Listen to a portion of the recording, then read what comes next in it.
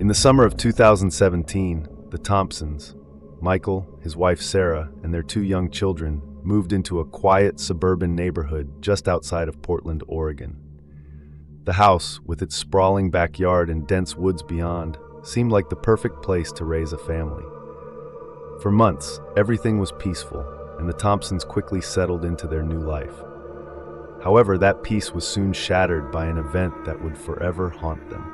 One late September evening, the Thompsons were woken by a faint sound. It was around midnight, and the house was dark and quiet. At first, Michael thought it was part of a dream, but then Sarah sat up, her face pale. "Did you hear that?" she whispered.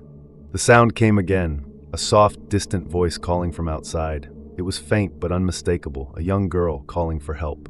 "Help me, please, someone." Michael's heart raced.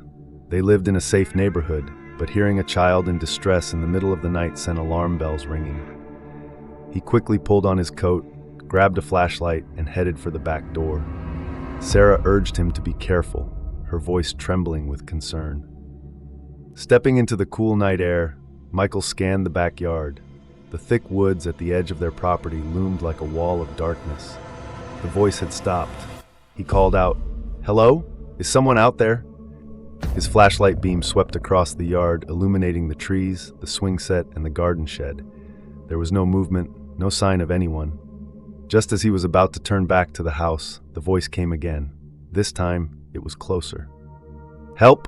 It was coming from the woods. Every instinct told Michael to retreat, but his protective side won over. What if a child was lost out there, or worse?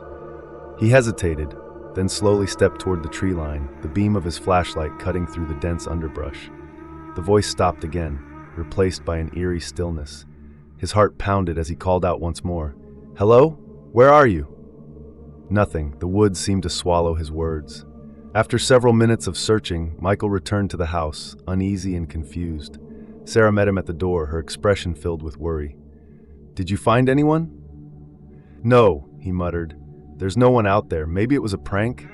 But they both knew the voice had sounded too real, too desperate.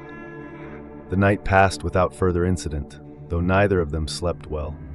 The next evening, just as the family was settling in for the night, the voice returned. This time it was louder, more insistent.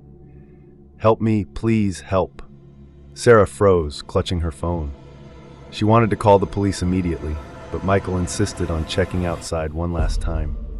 He armed himself with a larger flashlight and stepped into the backyard again. His nerves were frayed, his senses heightened.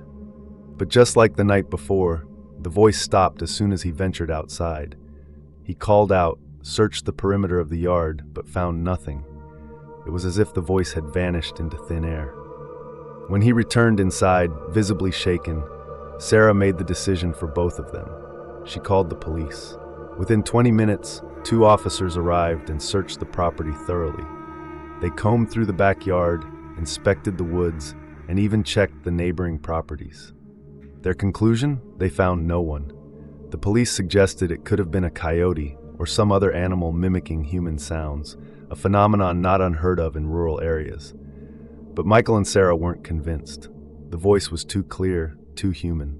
The police left, and for a while things seemed to calm down, but the uneasy feeling lingered.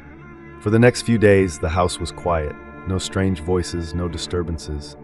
The Thompsons began to relax, believing the strange events were behind them. However, on the 4th night, things took an even darker turn.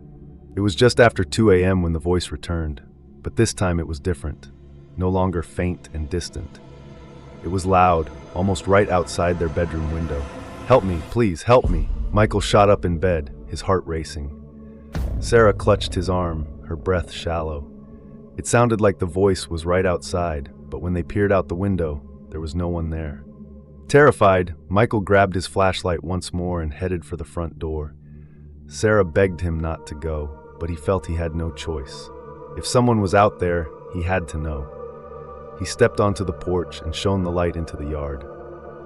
Then, from behind him inside the house, he heard the voice again. "Help me!" Michael turned in horror. The voice was now coming from inside their home. Panic surged through him as he ran back inside, calling for Sarah and the children. Sarah had already gathered the kids in the living room, her face ashen. "It was in the house, Michael. It was right here. They called the police again, this time more desperate than before. The officers returned, searched the house from top to bottom, but again found no signs of anyone. There were no signs of a break-in, no unexplained footprints, nothing out of place. "You might want to consider having the house blessed," one of the officers suggested, half joking. But Michael and Sarah didn't laugh. By this point, the Thompsons were exhausted and scared. The voice hadn't returned for several days, but the tension in the house was unbearable. They started discussing the possibility of moving. That was when things escalated for the final time. It was late, around 3 a.m., when the voice returned, this time with a horrifying new twist. Instead of a single voice, there were now multiple. It was as if several people, all children, were calling for help.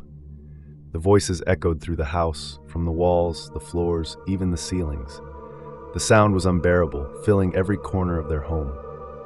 "Help us!" Michael and Sarah, paralyzed with fear, could only hold each other as the voices grew louder, more desperate. And then, just as suddenly as they had started, they stopped. The silence that followed was suffocating. The Thompsons fled the house that night, leaving with nothing but the clothes on their backs. They never returned.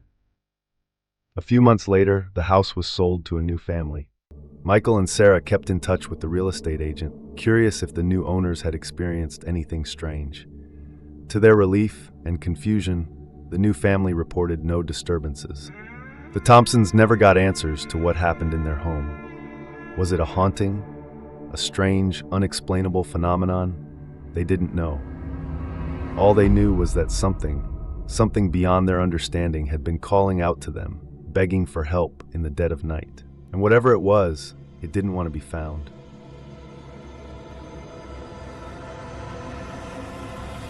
The Cecil Hotel, located in the heart of downtown Los Angeles, has long been a symbol of mystery and death. Built in the 1920s, it was originally meant to be a luxury destination for business travelers. However, as the Great Depression hit, the area around the hotel began to decline, and the Cecil became a notorious stop for transients, criminals, and those on the edge of society. Over the decades, it has been the site of suicides, murders, and bizarre happenings, earning it a reputation as one of the most haunted locations in America. But of all the tragedies associated with the Cecil Hotel, none are more infamous or chilling than the story of Elisa Lam, whose mysterious death in 2013 captured global attention and cemented the hotel's dark legacy. What happened to her inside the hotel's walls remains one of the most perplexing and haunting mysteries of the modern era. In late January 2013, Elisa Lam, a 21-year-old Canadian college student, arrived in Los Angeles as part of a solo trip along the West Coast. Described by her friends and family as bright, curious, and kind, Elisa was eager to explore the city. She checked into the Cecil Hotel on January 28th, choosing it for its affordability and proximity to downtown attractions. Elisa had plans to visit bookstores, cafes, and landmarks, documenting her trip online through Tumblr. She had been diagnosed with bipolar disorder and depression, but was managing her condition with medication. To her family, this was just another adventure, a young woman finding herself in a new city. What no one could predict was how this trip would take a terrifying turn. For the first few days of her stay, Elisa explored the city, visiting the local attractions. Everything seemed on January 31st, Elisa was supposed to check out the Cecil.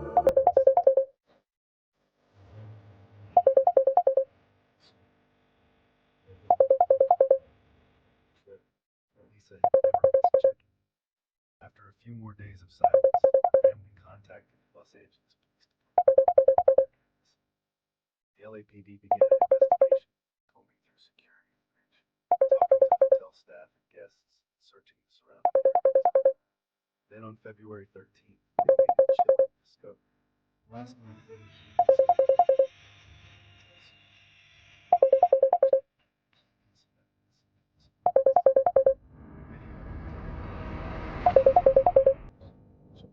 acting strangely, was released to the public to make this case. The footage Elisa entered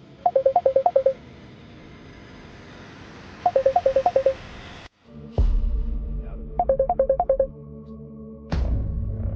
times she presses herself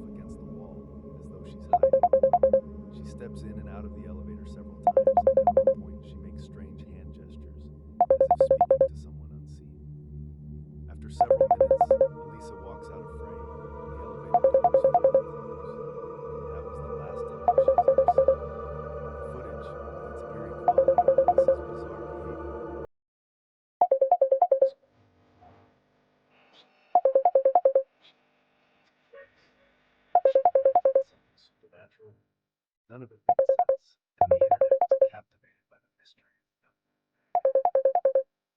As the search for Elisa continued, guests at the Cecil Hotel began to complain about the water.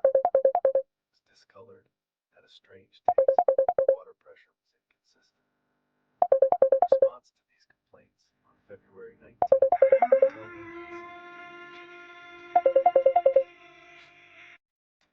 the hotel was closed. Elisa Lamb's body was discovered. Clothes floated beside her. The tank was sealed shut, and access to the rooftop required a special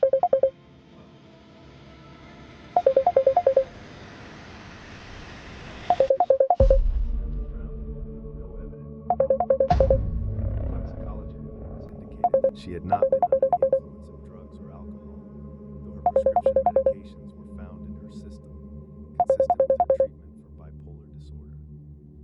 However, the levels suggested she may have stopped taking some of the medications, leading to a possible manic episode. Despite the official explanation, many questions remained unanswered. How had Elisa accessed the locked rooftop and climbed into the tank? Why was she acting so strangely in the elevator footage? And why had no one heard her cries for help? Theories about Elisa's death abound, each one more unsettling than the last.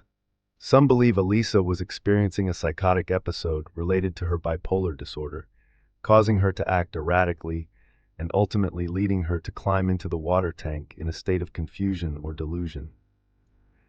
This theory aligns with the official ruling, but doesn't explain how she managed to bypass the hotel's security systems to access the roof. Others believe Elisa may have been the victim of foul play. They argue that someone else could have been involved, possibly someone with access to the hotel's security codes or someone familiar with the building's layout. This would explain her bizarre behavior in the elevator. Perhaps she was trying to escape from a pursuer. However, there was no forensic evidence to suggest that anyone else had been involved. One of the most chilling theories is that Elisa may have been interacting with something supernatural. The Cecil Hotel has a long history of strange and violent deaths. It was the temporary home of serial killers like Richard Ramirez, the Night Stalker, and Jack Unterweger, an Austrian murderer who preyed on prostitutes. Over the years, many guests had reported seeing strange apparitions and experiencing paranormal activity in the hotel. Some believe Elisa may have encountered one of these entities, leading her to act irrationally and ultimately causing her death. The strange behavior she exhibited in the elevator, the fact that the door stayed open for an unusually long time, and the eerie circumstances of her death all seem to point towards something otherworldly. Theories about Elisa playing a deadly paranormal game with the elevator, one that supposedly allows a person to enter a different dimension, began circulating online. This game, originating from East Asian urban legends, eerily paralleled her actions in the footage. Elisa Lam's death is just one of many tragedies associated with the Cecil Hotel. Since it opened in 1927, the hotel has been linked to at least 16 deaths, including suicides, murders, and unexplained accidents. Its dark history, combined with its proximity to Skid Row, made it a magnet for violence and despair. Some people believe that the hotel itself is cursed or haunted, that its walls have absorbed the energy of the countless lives lost within it. Guests have reported seeing apparitions, hearing disembodied voices, and feeling an overwhelming sense of dread in the hallways and rooms. Elisa Lam's story, however, remains the most famous and unsettling of all. Her tragic death has inspired numerous documentaries, podcasts, and online discussions. In 2021, Netflix released a series titled Crime Scene: The Vanishing at the Cecil Hotel, which reignited public interest in her case and the hotel's dark past. Despite all the attention, Elisa's death remains a mystery. The official cause may be accidental drowning, but the circumstances surrounding her final moments have left a lasting mark on the Cecil Hotel's haunted reputation. Visitors still flock to the hotel, now known as the Stay on Main, hoping to uncover the truth or perhaps experience something paranormal for themselves. As for Elisa Lam, her story lingers in the eerie corridors of the Cecil Hotel, a tragic reminder of the inexplicable and the unknown, where the lines between reality and the supernatural seem to blur.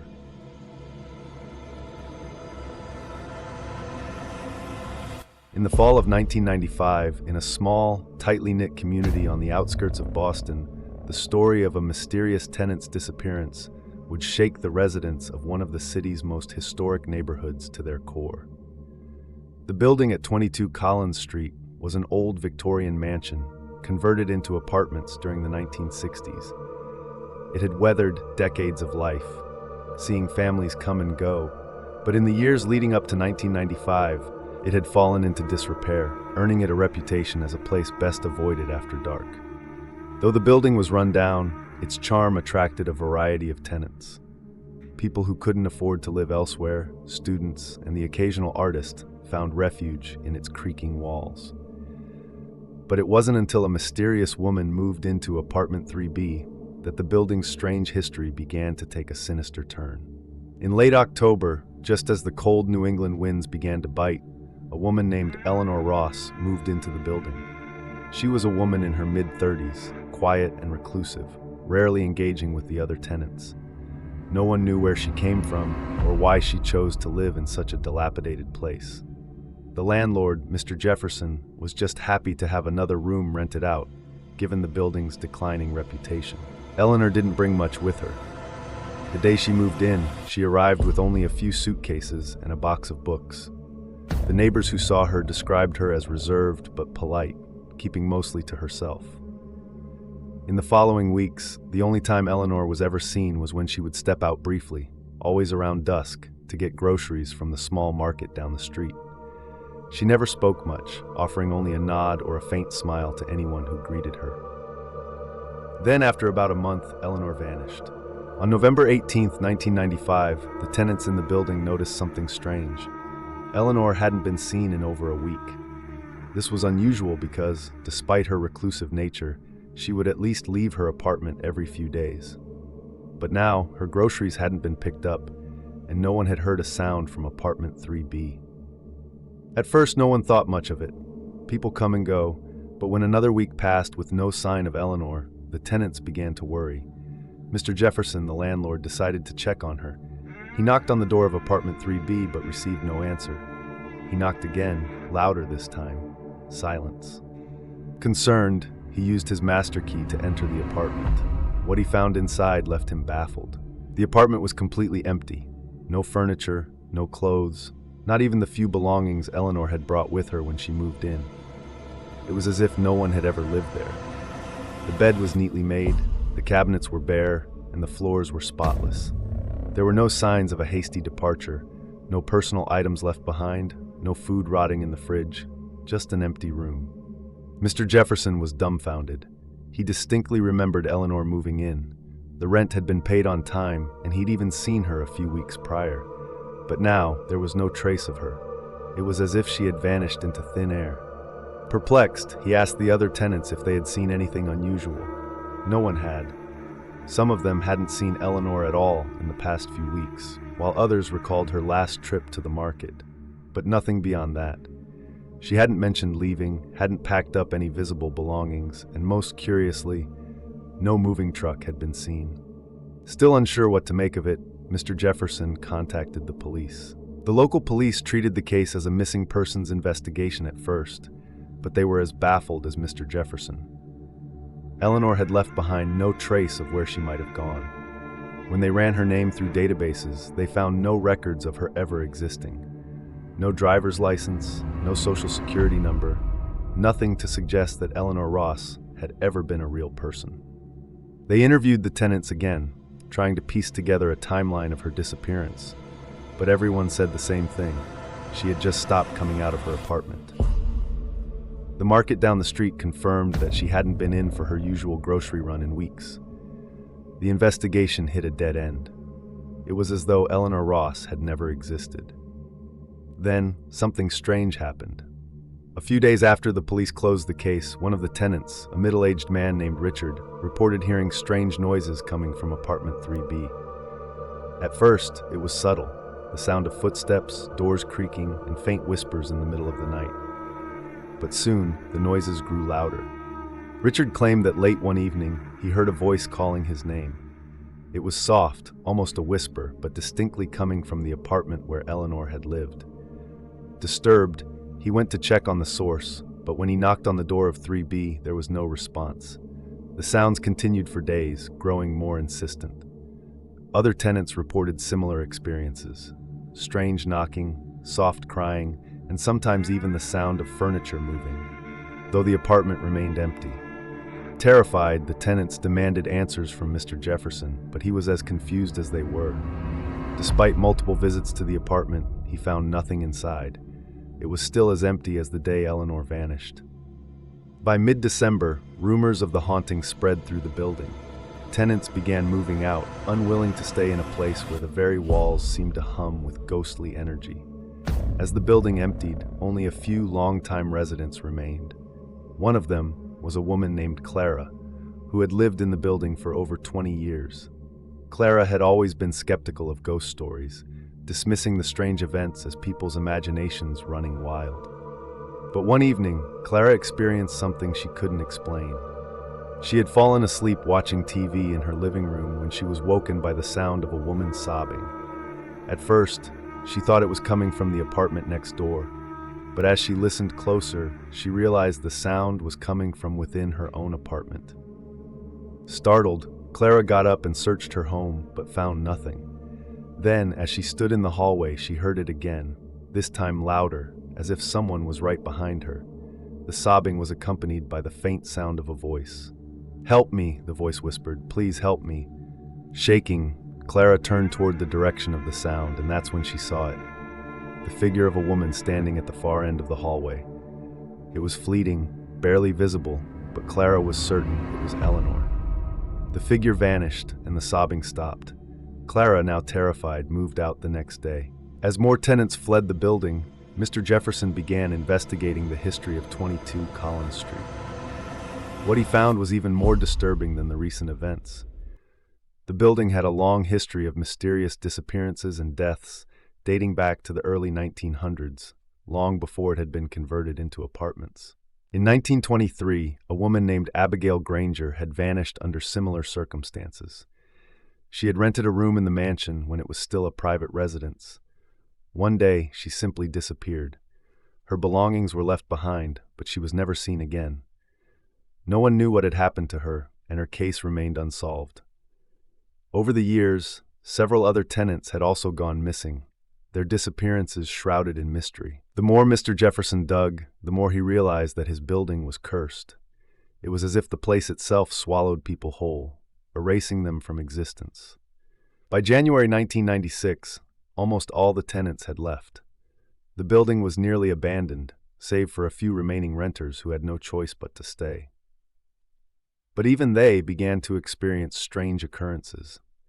Richard, the man who had first heard the noises, claimed that one night he awoke to find his bed covered in dirt. It was as though someone had dug up soil from outside and scattered it all over his room. He packed his belongings and left that very morning. Finally, Mr. Jefferson had had enough. The building was costing him more than it was worth, and the constant fear among the tenants was making it impossible to keep anyone there. He sold the property to a developer who planned to tear it down and build something new in its place. Before the demolition, Mr. Jefferson made one last visit to the building, hoping for closure. As he stood in front of apartment 3B, he swore he could hear something, a faint whisper, like someone calling from far away. The gibber was unmistakable. The building was gibber a month later, but the legend of the vanishing tenant remained.